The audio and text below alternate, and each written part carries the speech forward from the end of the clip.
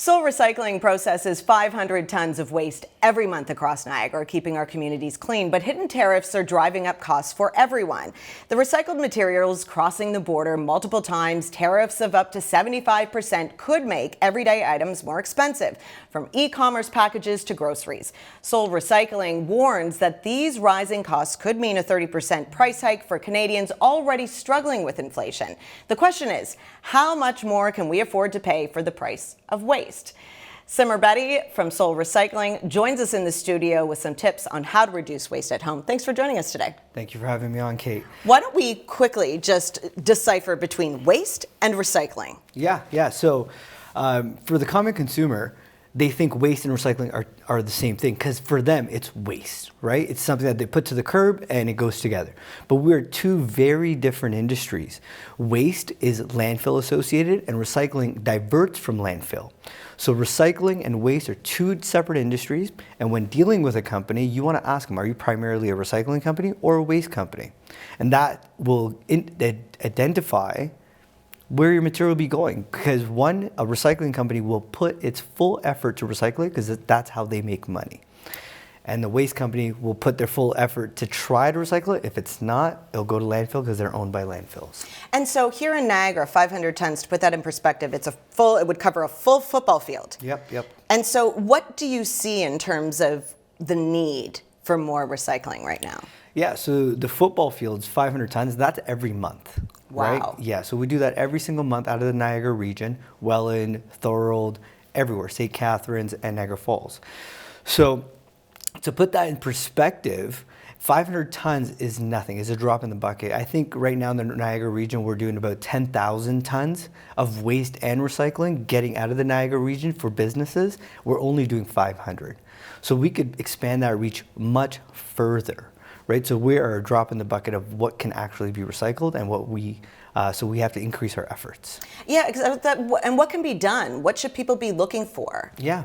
So again, to touch on that point, make sure you're dealing with a recycling company, especially for businesses. A lot of the Niagara region businesses, we're dealing with waste companies, and we're literally throwing money in the garbage because recycling is worth money. And the program that we put in is a profit share program. So aluminum, boxes, plastics, whatever we collect from your business, and hopefully soon households, we will profit share with you to show, one, it's being recycled, and two, increase your revenue instead of expense.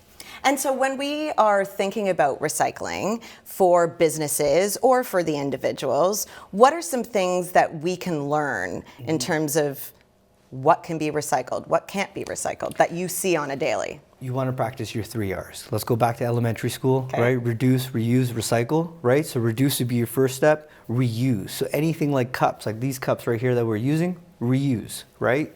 Go with that. And lastly, I want to just put out there is the fact that plastic is the worst, right? Because eventually only plastics, it's a fact that could only be recycled about 8 to maybe 10 times, depending on exactly what type of plastic it is.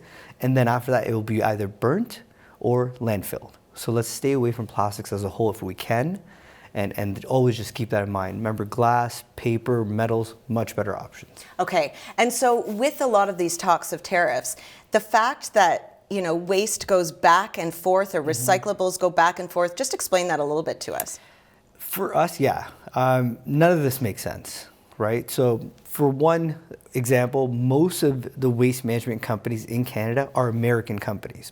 And most of our waste is going to Michigan, right? And then employing Americans, right? So we don't even manage our own waste. And I've been saying this for a long time. Of what if one day the US cuts us off? What are we going to do with our own waste, right? So that makes no sense. That's one aspect of it, because most of our waste management companies are American.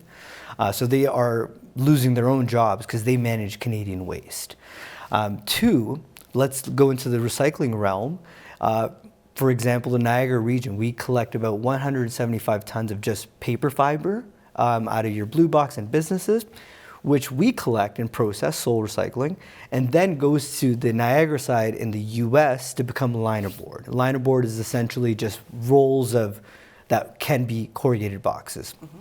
Then we backhaul the rolls from the US back to Canada to become boxes to supply both sides of the border.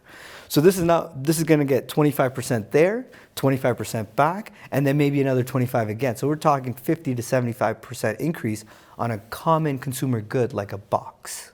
Wow. Yes. I don't think that's something that people really realize. Correct. And so we have some great video to show of your facility. So describe to us, what is the process there? How does it work? Yeah, so first the waste comes in, we sort it, right?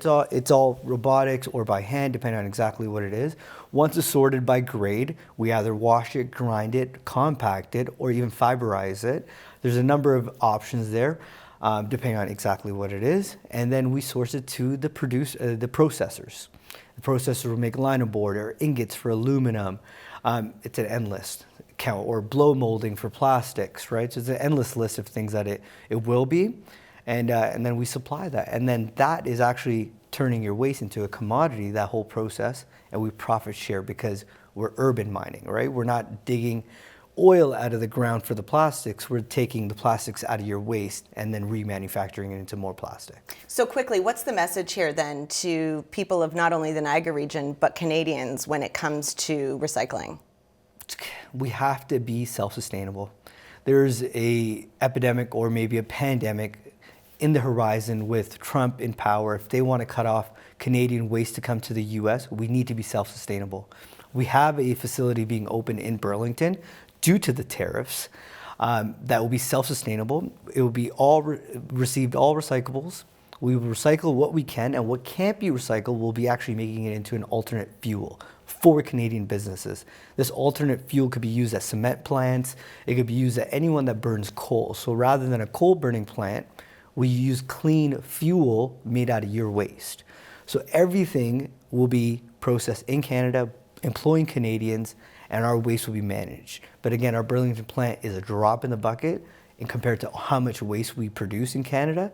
So we want to set this as an example, as the plant that could self-sustain all of our waste. So this problem can be solved. Excellent. Well, thank you so much for joining me in studio. We'll have to have you back on, maybe get some more advice out to Niagara and promote this to Niagara businesses to get in touch so we can all do better. Yes. Thank you, Kate.